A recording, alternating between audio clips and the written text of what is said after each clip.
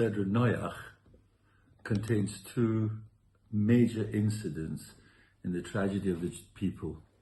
The first one, as you all know, was HaKadosh Baruch Hu brought a flood to destroy the world, because he said there was chumos, there was violence, he said there was theft, there was everything.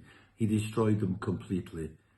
And the second incident is Migdal Bovel, the Tower of Bovel.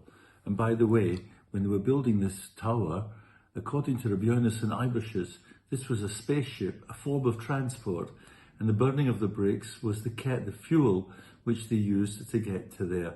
So it just shows you how modern they were, even at the very beginning of the world. How else could you have got to God? If it would have been bricks, you would never have got there. But with that one, God only split them up and gave them all different languages, which of course the children love at school today, French, German, whatever it is. All the languages were given to the people at that time. And the question is, what's the difference? Migdal Bovel, they're all given, they kept going, but they only get different languages. Whereas in the very beginning, in the first incident, HaKadosh Baruch Hu destroyed the world completely. Why would he do such a thing? There's one secret word, and that was the secret word which showed you the success of the world, and that was called Shalom. They spoke together in the same language. They worked together. There was absolute achdus, unity. HaKadosh Baruch Hu said the best way to punish that is not just to destroy them, but to split them up, make it disunify. Whereas on the first one, they hated each other, they were killing each other, there was theft from each other. You couldn't live in such a society.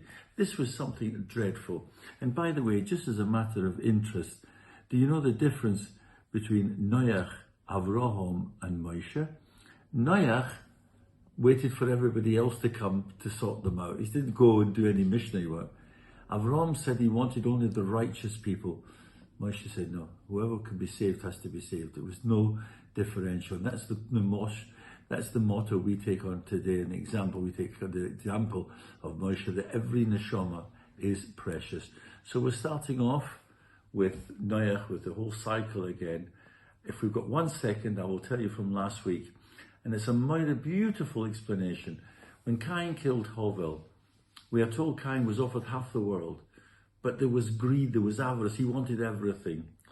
You know something, the other thing is as well, he didn't have any Akoras HaTov to Hashem.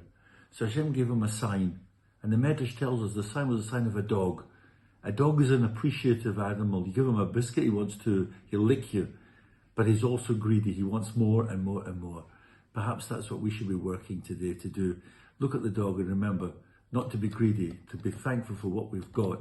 No more theft, no more things like Noach. And also the second half as well, Akoras HaTov, thanking and appreciating everything HaKadosh Baruch Hu does.